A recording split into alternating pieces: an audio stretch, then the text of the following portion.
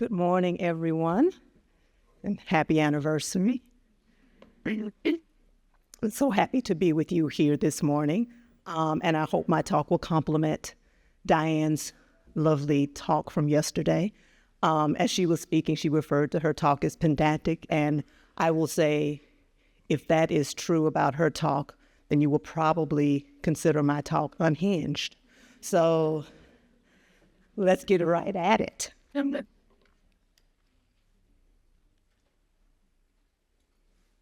And maybe, look at that, it works. So, large-scale educational assessments have long been framed as objective measures of learning, with their validity upheld as the global gold standard of fairness and of rigor.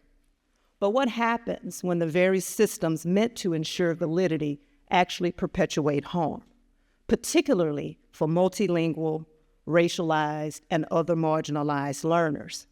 What I want to talk to you today about is how do we interrogate these dominant approaches to validation?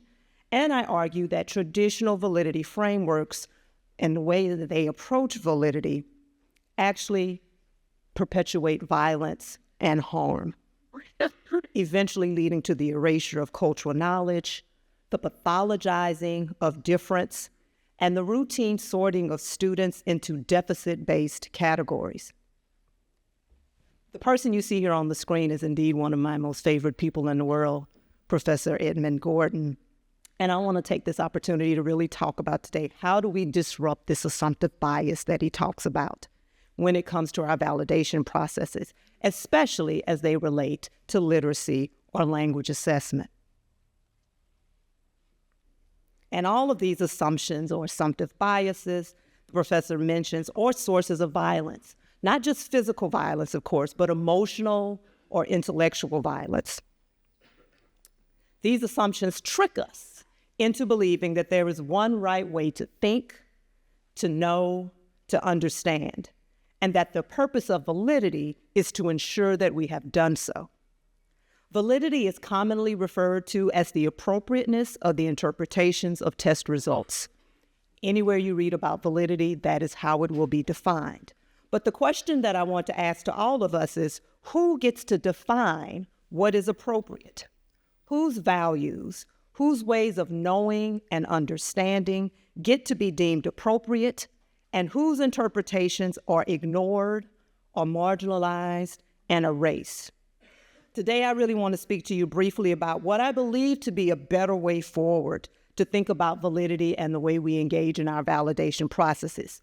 One that disrupts the violence and moves us towards justice and liberation, especially as it relates to language and literacy assessment.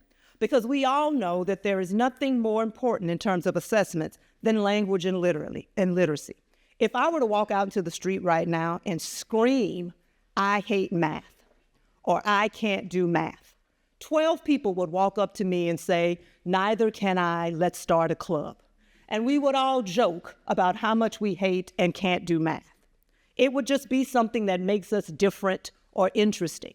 But if I were to walk out into the street and scream out, "I can't do language," "I'm bad at language," or "I can't talk right," it would be humiliating. And this is because language is the foundation of who we are.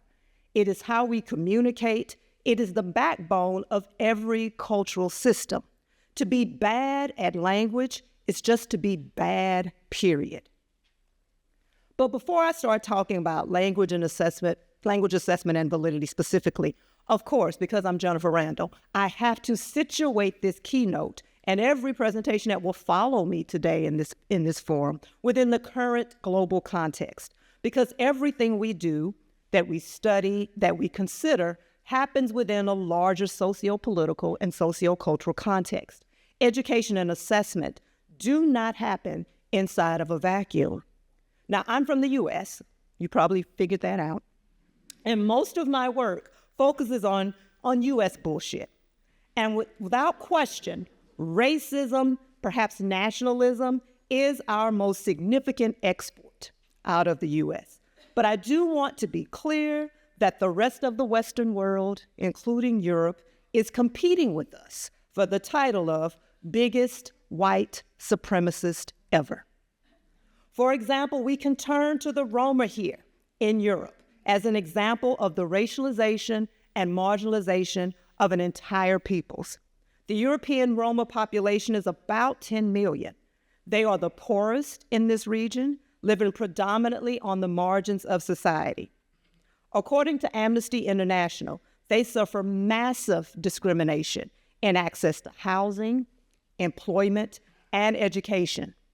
In some countries, they are prevented from obtaining citizenship and personal documents that are required for social insurance, for health care, and any other benefits.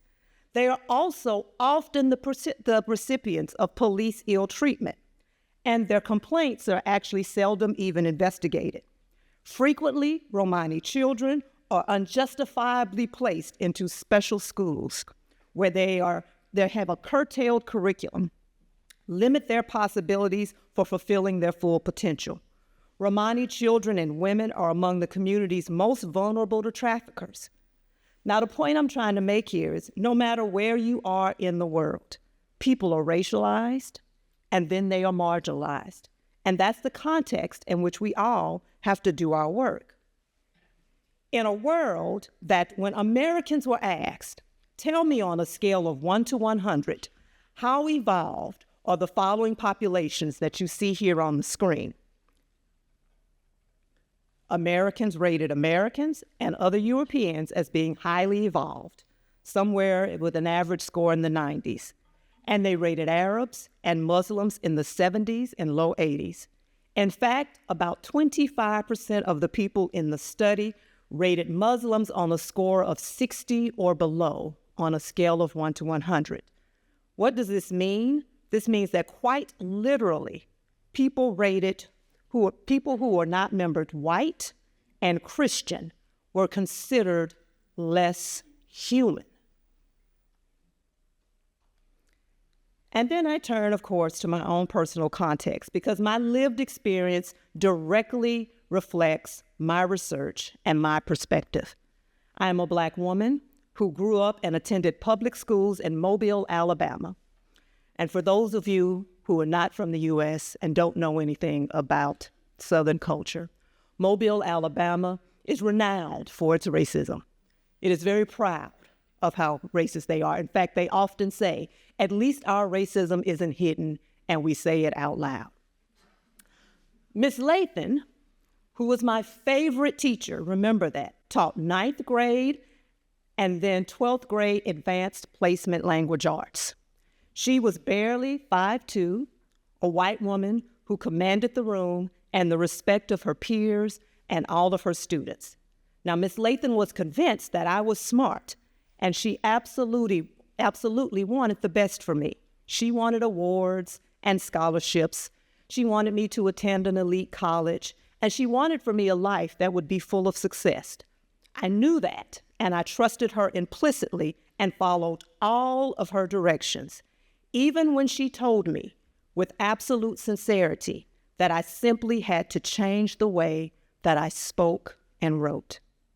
She explained to me that I had to learn to communicate in what was referred to as standard English, that the words ain't and gonna and finna was the language of the ignorant, and I was too smart to use that type of language.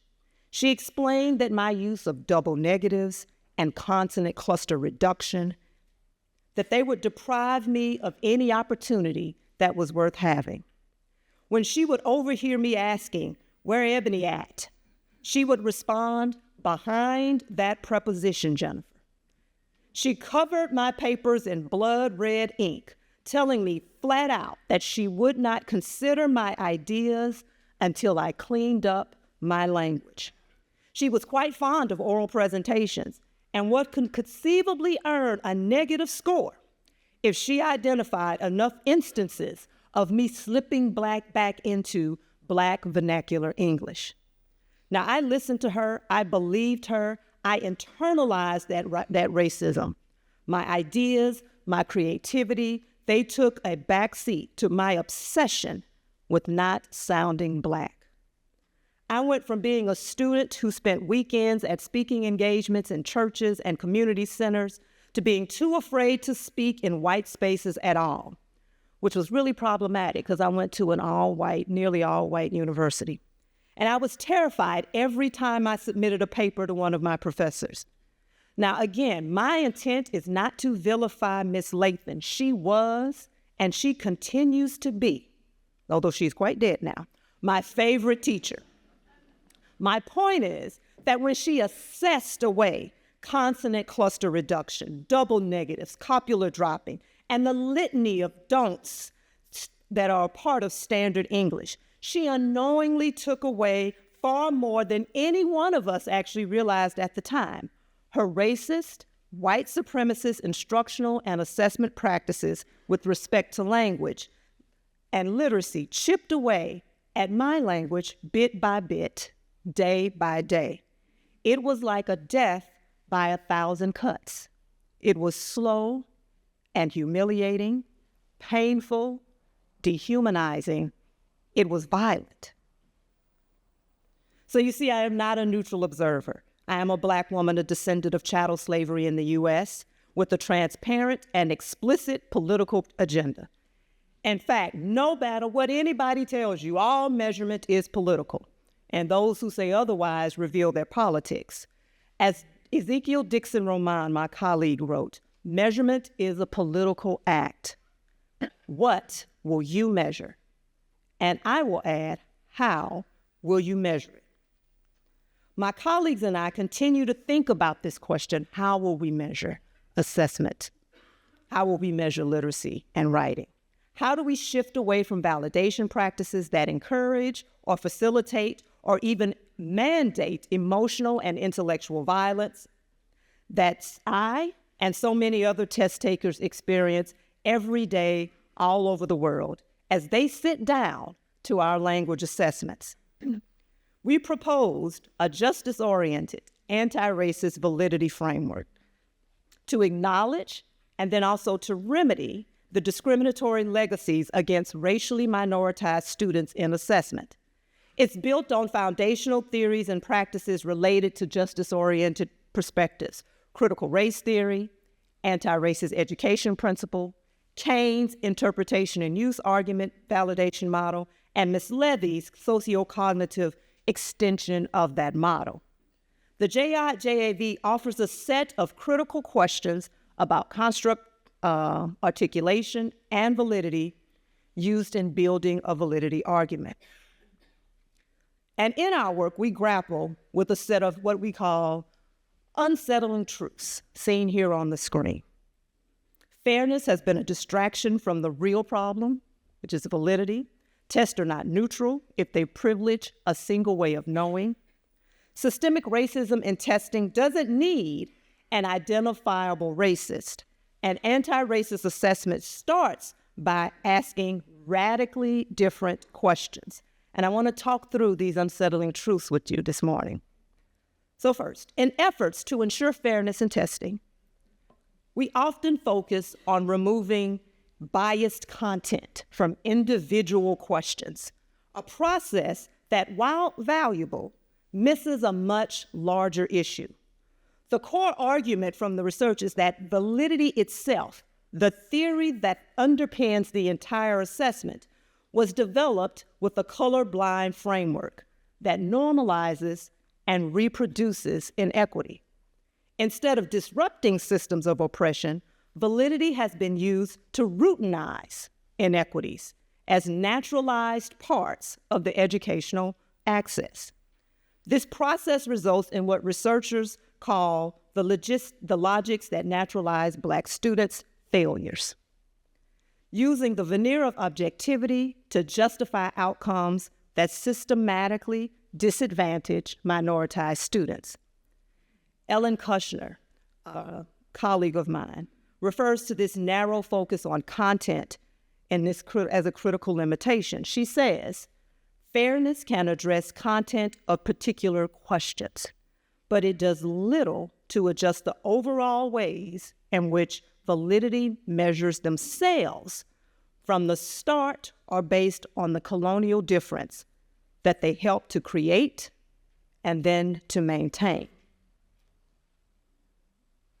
What a test measures, its construct, is not a universal truth, but a social creation. A clear example is writing proficiency, which is a social construct that tends to privilege so-called standard language rules wherever you are from as the default dialect. This means that the test is not a neutral tool. It is designed around a specific and dominant way of knowing and communicating. From a sociocognitive perspective, this forces us to ask the fundamental question about any assessment: whose linguistic, cultural, and substantive patterns are being privileged by an assessment, and whose linguistic, cultural, and substantive patterns are being devalued, omitted, suppressed, or marginalized. This reframes student performance entirely. What is constructed relevant for one assessment designer may very well be construct relevant for the examinee. Failure, then, is not necessarily a student deficit, but a fundamental limitation of the test's narrow design. A foundational concept of critical race theory is that racism is not actually an aberrational act committed by individuals, but it is a normative, pervasive, and ingrained into our course system and institutions. This concept applies directly to educational assessment. Racist outcomes can be produced by a system itself, even if the individuals within that system have no malicious intent. The structure is designed in a way that produces and reproduces inequitable results. Institutionalized racism is normative, sometimes legalized, and often manifest as inherited disadvantage. It is structural, having been codified in our institutions of custom, practice, and law, so the need not be an identifiable perpetuator of racism for it to exist. Indeed, institutionalized racism is often evident as an inaction in the face of need. The disruption of racist logics, therefore, has to be really and incredibly intentional. And moving forward towards a more just system of assessment, one that stops rather than further perpetuates violence against the most vulnerable among us, requires a fundamental shift in how we evaluate tests. It is not enough to tweak old methods. We must ask now new, critical questions at every stage of the design and validation process. The fact is, when I think about validity and how it shows up as a tool of violence against marginalized populations, it's that sneaky violence, the kind that doesn't leave any physical bruises, but you feel it, and sometimes you can actually see it all the same, like policies that take away or reduce food assistance for poor families, or what is referred to in the U.S. as hostile architecture in large cities, design features that make it uncomfortable, if not impossible, for homeless persons to sit or sleep. Or more often, it's just the violence of inaction, watching humans suffer while pretending not to watch. This is how traditional validity representations so often operate. The questions and the processes the sources of validity evidence elicit appear to be objective or neutral or harmless in every way until we look deeper. Because of dominant ideologies framed in whiteness about what knowledge is, what it looks like, what it sounds like, even constructs, what we build our validity arguments around, are often defined in such a way that further perpetuate white supremacist ideologies. The field of assessment has routinely relied on false notions of so-called context-free constructs, when in fact, context-free assessment experience is an unattainable goal. David Slump, my colleague on this paper that I'm referring to, and also the editor of the journal Assessing Writing, offers this following example with respect to workplace email. He says, a workplace email writing task designed to measure the construct of writing ability requires a clear definition of the knowledge, skills, and dispositions that comprise that construct, a concrete mapping of task features and scoring criteria to that construct, and a thoughtful consideration of the linguistic, cultural, and substantive patterns that influence the designer, the examinee, and the scorer approaches to that task.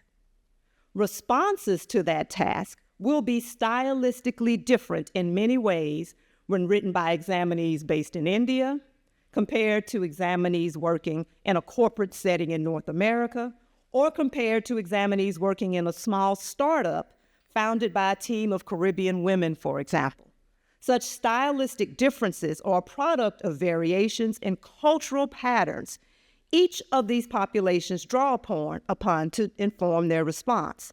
Centering the task and the scoring criteria and the interpretations of the performance in a Western European corporate context, thereby privileging the cultural patterns at play within that context, will lead to misrepresentations of the performances of the other two populations of examinees. The result being lost opportunities, deficit, and false narratives about these people's capabilities, and then eventually causing harm. Similarly, when discussing validity evidence with respect to content, traditional validity simply asks if the test items represent the targeted domain of interest. That it seems peaceful enough, but the silent violence intentionally fails to ask, for example, are there test items that actively disrupt negative stereotypes about minoritized populations? Does the content or the language of items privilege a particular linguistic or cultural way of thinking or making sense of the world? The fact is, it is not enough to avoid the inclusion of items or illustrations in your passages that might imply that Romani families are less stable. That's a fairness piece, right? You need to bombard test takers with scenarios and images of Romani stability. It is not enough to avoid images of Central and South Americans engaging in questionable or illegal behavior. You must develop reading passages that invoked their good citizenship and their dignity. And when gathering evidence with respect to internal structure of an assessment, traditional approaches simply ask, does the relationship among test items and test components conform to the construct?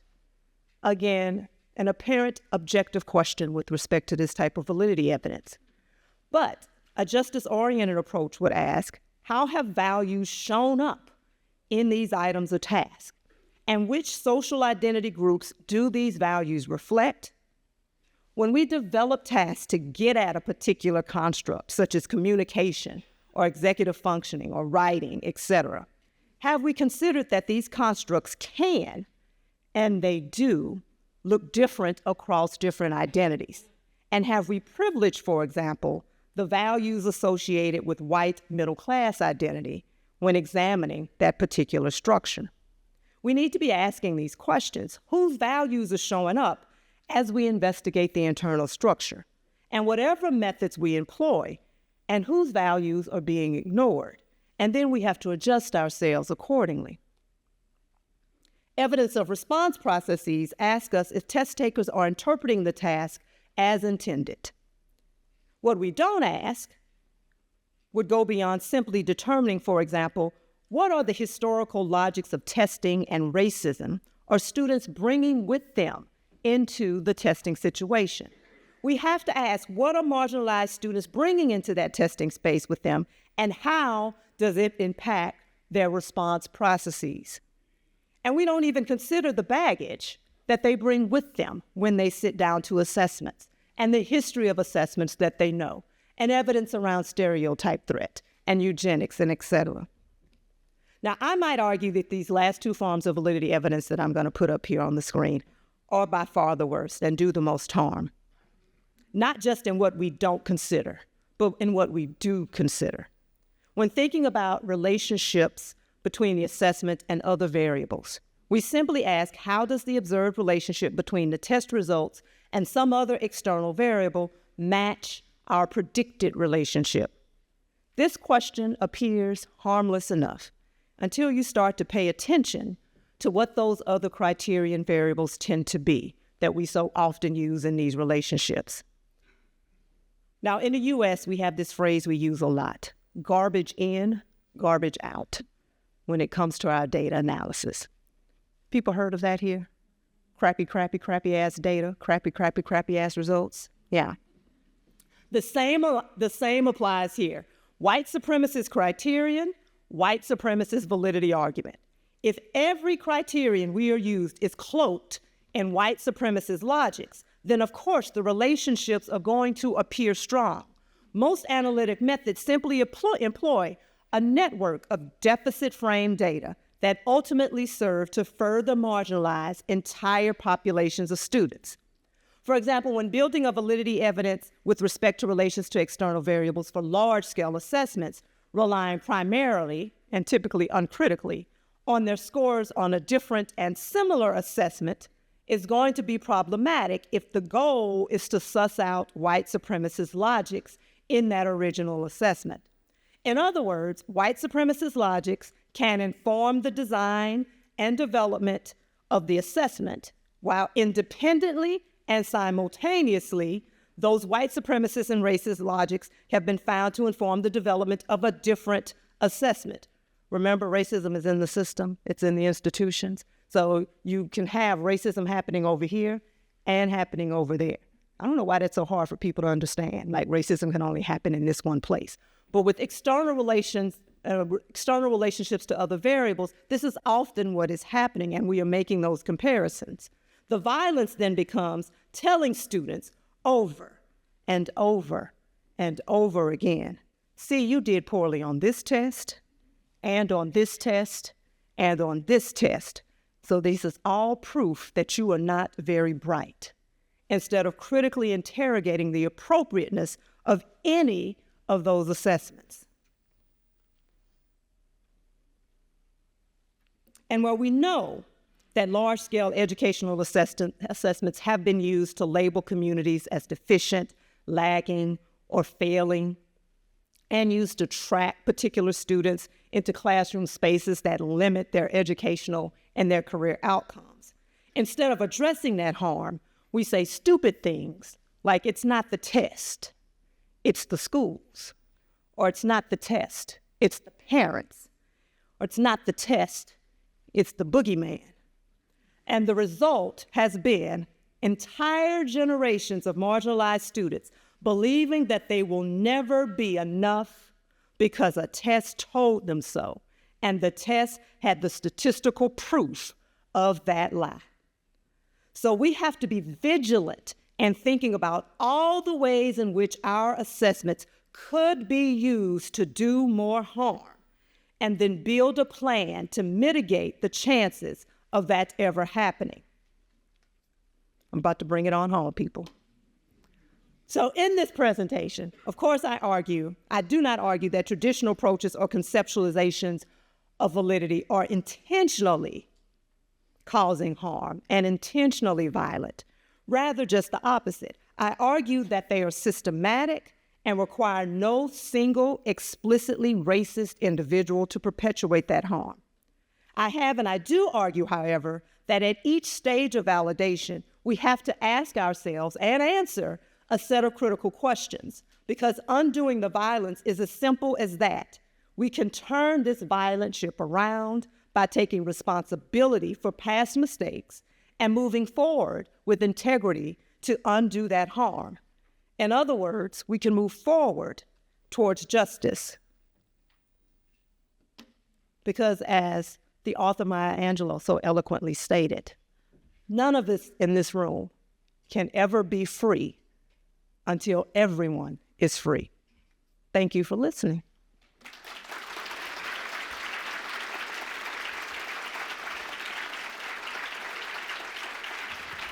Do we have time for questions?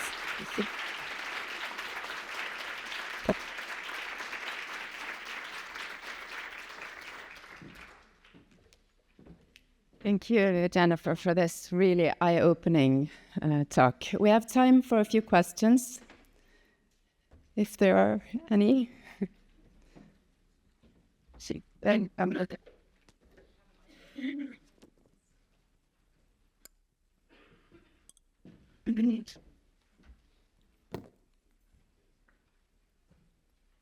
Thank you so much for everything that you brought to us today.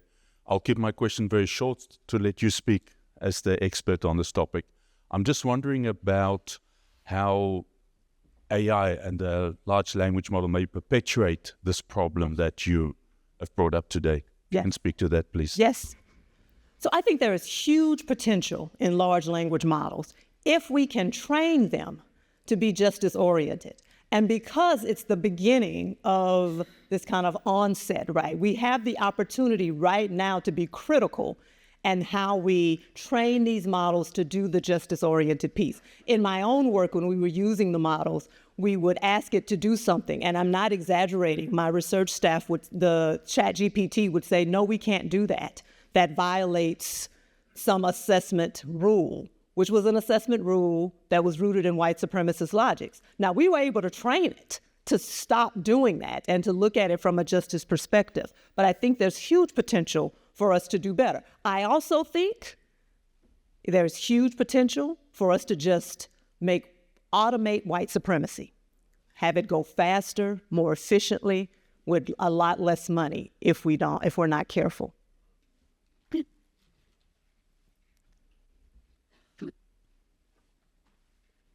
Getting your exercise, your steps in today, Cecilia. Thank you very much for a very thought-provoking presentation. Do you think it is possible to reconcile a solution or an attempted solution to what you're describing with an international testing industry with gatekeeping functions? I do. Now, this is where the radical part is going to come in for the people who said they wanted to hear something radical. Because I think it is the testing companies who will have to put their foot down and say, you cannot use our assessment for that purpose. And if you try to use it for that purpose, we won't sell it to you anymore. Now, that's a big ask. Some of you work for assessment companies in here, and you know your CEOs are just like, that's some bullshit. Stop listening to that woman. But that is the only way I think it can happen, is for people inside these institutions to stand up and say, we don't want to work for an institution that uses our assessment to keep migrants out of countries, to keep migrants from having working opportunities. So if we find out you're doing that, we'll take it away. Because your CEO is like, well, they'll just find something else. Well, you can make that argument for anything. Again, I am a descendant of chattel slavery. That was always the argument, right? Like, if we can't have slaves, we'll just go do something else. You have to stand up. So I do think you just have to be radical.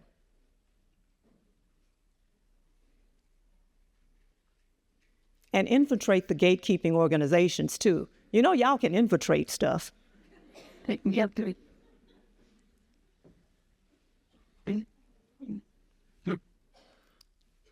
that all the questions? One more question? There's usually at least one hostile question. It's not going to be this one. I'm sorry. So I know it's a big ask, but Yes. if you could talk to these assessment organizations and imagine a situation where they're designing a new test, what would be the one thing that you would tell them to think about? If you could just give one thing. Oh, that's so freaking hard. I am very sorry. So not antagonistic, but hard. Yes. Hard question. Yes. Okay, I have to do two. I'm sorry. The beginning and the end. I'll allow it. The beginning and the end. So one, I think we start defining constructs with populations of people. Like this is the work I do. It is expensive and time consuming to sit down with the populations who are going to take your assessment and work with them to define a construct in a meaningful way so that you understand the ways in which they interpret